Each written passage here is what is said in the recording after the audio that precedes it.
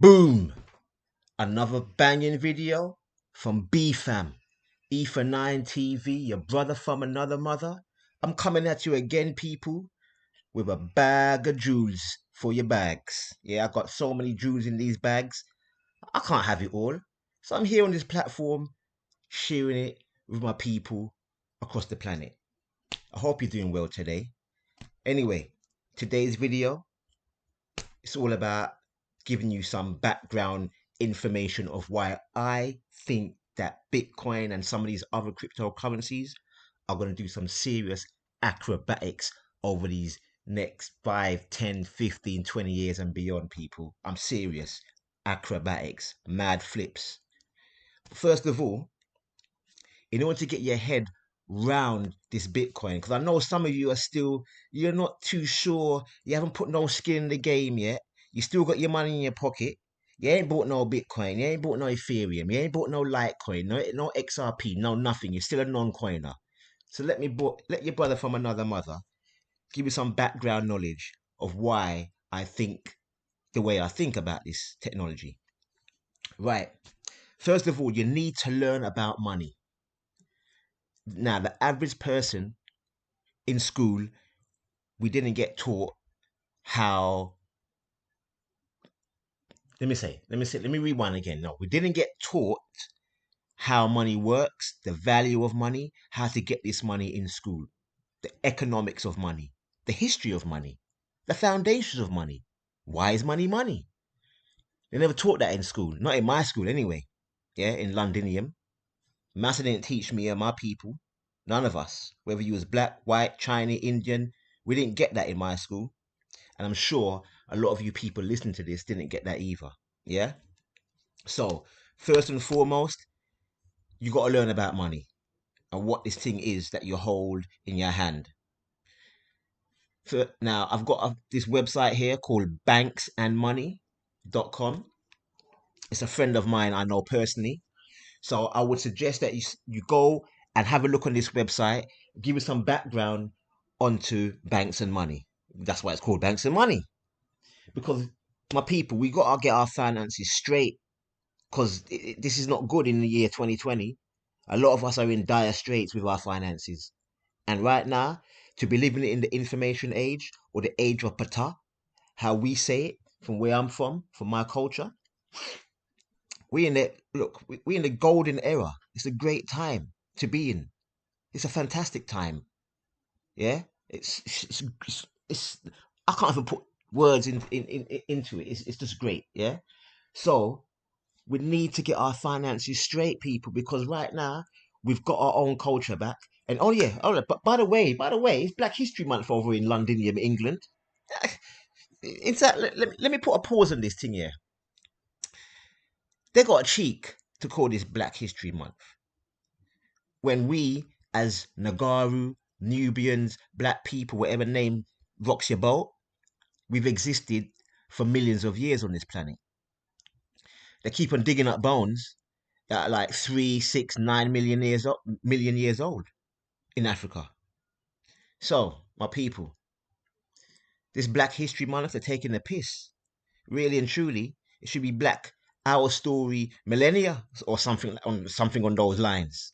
Yeah, because we existed way before anybody else on the planet. We as Nagaru Negroid people on the planet, because that's what Nagaru means for those who don't know. And that's another thing. That's your or our ancient language. That's one of the words, Nagaru. That's how we say Negroid from where I'm from, in my school of learning. Okay? If you want to know about that, I'm going to put some descriptions in, some writings in the description, some links, so you can find out more about the language that I'm talking to you. That right? It's called Sabbatic or Nuwapuyi. It was called Nuwapuyi, but now it's called Sabbatic because it changes over time. But as I said, there's going to be a link in the description explaining more on that topic as seen as Black History Month. And I had to drop it in there, people, because as I said, they're taking a mick. Black History Month. My story millennia. Anyway, back to the topic. So first and foremost, you got to learn about this paper money that you have in your pocket. Yeah, please. So one of the good resources, banksandmoney.com. Check it out. I ain't gonna go into it right now because this is too much. It's a lot, right? So I'm just giving you bits and pieces so you can go in your own time to do your own diligent research. And remember, I ain't no financial advisor, people.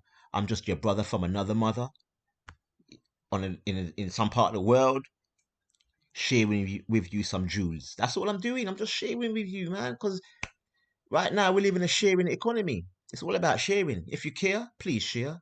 And by the way, like, subscribe, and share the video if you like it. If you don't, it's okay. It's not a problem. Anyway, let's crack on. Right. So, first and foremost, as I said, learn about money and banks, how to operate. Now, the reason why I'm so bullish about cryptocurrency, Bitcoin, and some of these other tokens and coins in the market is because if we go back in history, in time, back in the past, let me click on this chart here. Now, this chart goes up, starts from the 1900s when a telephone popped up on the scene. Now, look at the growth. This line here, 1915, boom, boom, boom, all the way up. Growth, growth. Auto, cars, all the way up. Yeah, refrigerator, etc. Electricity, woo, yeah. They start from one point when they first come out on the scene, and they grow over time. These different technologies were game changers when they came out. A lot of people thought that when they came out, nah, they're not going nowhere. It's a fad, etc., etc., etc. But lo and behold, it ain't no fad, people. As you can see, we have a TV, yeah, computers, cell phones, internet, 1990, boom. So I'm just giving you a brief explanation of what happens when certain technologies come on the scene and change our lives completely. But the thing is, with these technologies that came out, the average person could not get into these industries and make a bag of money. No, because the average person at these times, when these came about, only the people in the know would benefit when they first came onto the scene and make copious amounts of money. Until Bitcoin and blockchain came on the scene, where now the average person can get in and buy a piece of these platforms and dApps and get in before the big boys. This is game changing, people. You've got to get what I'm trying to say to you. This is the first time in this civilization where the so-called lower class of society, the underdogs, can get into a technology that's going to transform the whole planet over time before the big boys get in, and we can reap the rewards for our children's children if we do our diligent work. People, please, I beg you, do your own research. Remember, I ain't no financial advisor. Don't believe anything I'm telling you on this thing here. Do your own research, because I could be getting it wrong.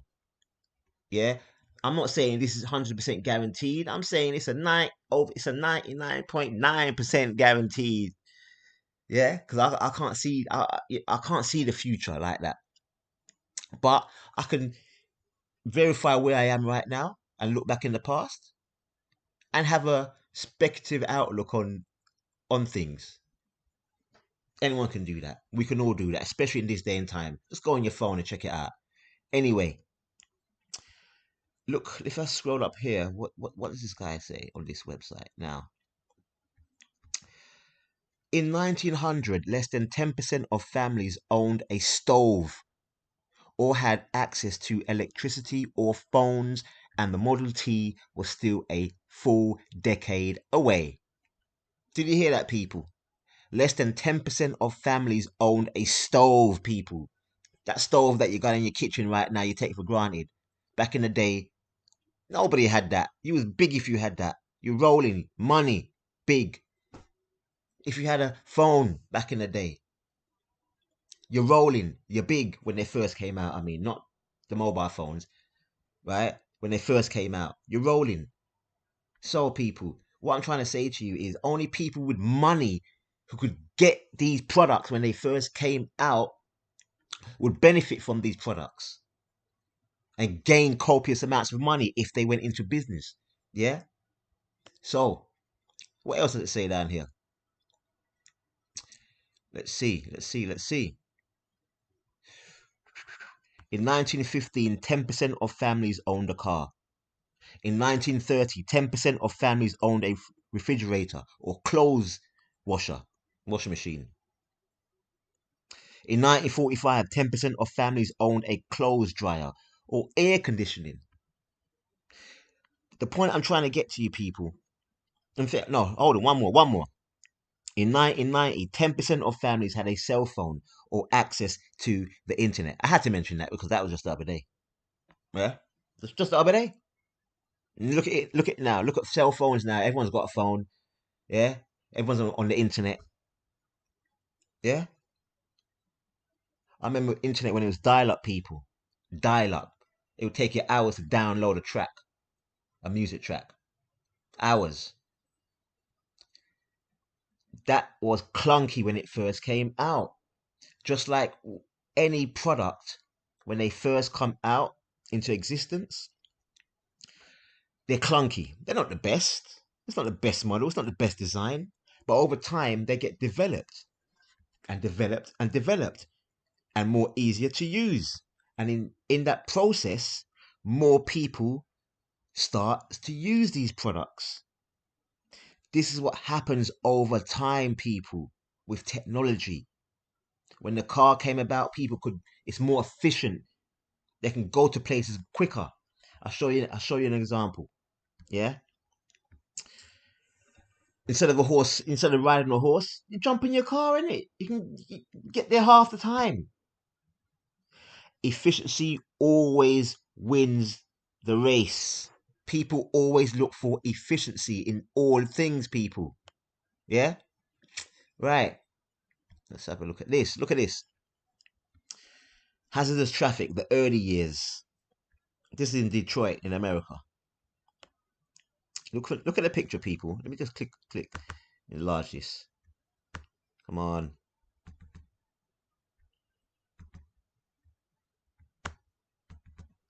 No, it's not enlarging. I hope you can see it. Yeah, right. Well, as I'm saying, look, you've got trams. They're called streetcars back in the day. You got cars, automobiles, horse and car, people walking. This is just madness. But this is what happens when technology comes, when they first appear. They run on the same platform as the previous technology. Like, the roads weren't built for when they first came out, when cars first came out, the roads weren't built for cars. No, they were built for horse and car. These things have to be built over time. Yeah? Let's scroll down and see what it says in this other article. 1 second, my peeps. Look, traffic steers around cars that are double parked on an identified Detroit street in 1915. Parking availability was a big problem in the city. Now look at this. It's chaos, man. It's like, yo. And this is when they just came out not too long ago. People. Technology. It progresses over time. Car turns turtle, injuring 3. Read the headline after this 1922 accident. Drivers often didn't understand that taking corners at high speed would have dire consequences. Are you joking? Do you see what I'm saying, peeps? When technology comes out, you don't know how to use it properly. You end up in a whole egg and bubble. A load of trouble. Look, cars and horses share roads uneasily in the early decades of the 20th century. Horses were often frightened by the sounds of automobiles. This is what happens when new technology comes about. They ride side by side, and eventually, you don't see horse and cart on the road right now, do you? No, man. No. Not unless it's in London, you got the Queen's them boy there when they're doing their parade on their horses. The Queen's parade, all that lark. Yeah? Apart from that, you're not seeing a horse galloping down the M1, yeah? Or the A40. Those who know what I'm talking about. Those are the roads in London. Anyway, so this is just giving you a heads up of how when new technology comes about, it changes the whole game of things. Because why? These technologies make things more efficient. Look at this advert in this 1902 illustration in Puck magazine. A wealthy man, driven by his chauffeur, races through the countryside during a cross-country auto race, having struck several pedestrians who are not used to encountering automobiles on country roads. Do you see what I'm going with this, people? People wasn't used to this car, this automobile, and they're walking in the road unbeknownst to them and get lit down. Jeez. It's crazy. It's crazy. It's crazy. I tell you, man, it's crazy. Look, children played in the streets and were often struck by cars. Above, boys played shiny, a form of street hockey on a Detroit street, 1910. Yo, crazy. Enough children get dead off, licked up by a car, sent to the next realm straight. It's crazy, people. It's crazy. Look, men use a block and tackle to hoist a Model T Ford from a ditch, 1914. Driver's education classes weren't available until the 1930s. Did you hear? Let me repeat that. Let me get this photo properly so you can see what's happening here. Look at this. Look at this. Look at this. Look at this. Yeah? There wasn't no school of how to drive a car when they first came out. No, people just jumped into these things and hey, look at me, and end up in a ditch, end up in a hole, straight to Rex City. Don't be like these people with crypto and blockchain. Don't buy some of these other coins that you see on the market that you don't know anything about. Don't do it, because you know what happens. You're gonna end up in wreck cities, people. End up in wreck city. Look, in a ditch. You lose all your money. Right. So driver's education classes weren't available until the 1930s. So it's taken like 15, 20 years before they started doing lessons on how to drive a car. Yo, this is wild, wild west. This is like crypto. This is like getting into crypto. It's the wild, wild west. At the moment, there is no regulations, but regulations are coming. It's coming. Yeah. And it's a minefield out here, people. Just like this car, this guy got lean up in a ditch. The same way with crypto, it's a minefield. But once you learn on how to navigate your way through it, as I said, where's those charts? You're gonna be going to the moon and beyond. Yeah, crypto's gonna go like this. Yeah, we pretend this is Bitcoin just starting out, right down here, 1900s. Yeah, right down here. People, look, we got all the way up here to go. That's where it's gonna go. Blockchain, cryptocurrency. It's gonna go exponential over the next 5, 10, 15, 20 plus years. Exponential. So if you buy now, and remember, people, there's only 21 million Bitcoin that are going to be mined ever. That's it. There's more than 21 million people on the planet, people. There's 8, 9 billion people on the planet. What happens when all these people want a piece of Bitcoin? Huh? Huh? Has the penny dropped? Has the penny dropped yet? All right. Or Ethereum or Litecoin, because they're limited. Well, Ethereum is changing their token metrics, and Litecoin there's 4 times, I think there's 60, 20, 40, 84 million Litecoin. Yeah? What happens? What happens, people? All right, you better get your thinking cap on. Get some skin in the game. Don't be a non-coiner. In 10 years, don't look back and say, oh, I coulda, woulda, shoulda. My people, don't be a coulda, woulda, shoulda. Especially in this time. Yeah, and I'm talking especially to my black people out here. Especially to my black people. I mean, I got love for all you people, Chinese, white, all of you. Yeah, so I met some good people in all races. Right? There's good and bad in all races, because nobody wins the race in racism out here, people. Yeah, behave yourselves. Let's make this planet a better planet. Why you think I call myself B fam? B family. Be a family. Ah man, come on, people. Anyway, get some skin in the game.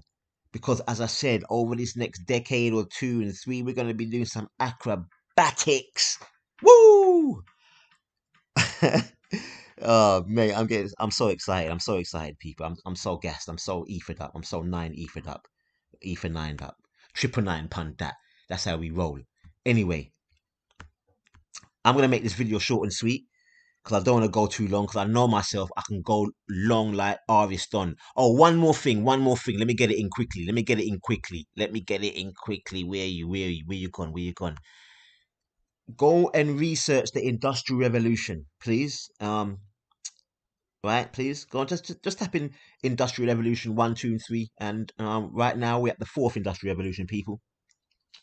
This will help you, as I said, get a more of an idea, more background on what things happened in the past, to where we are now, to where we're going with this technology, people. Because as I said, this is going to be major, and I don't want my people to miss out. I want all of us to bathe, shine like the sun.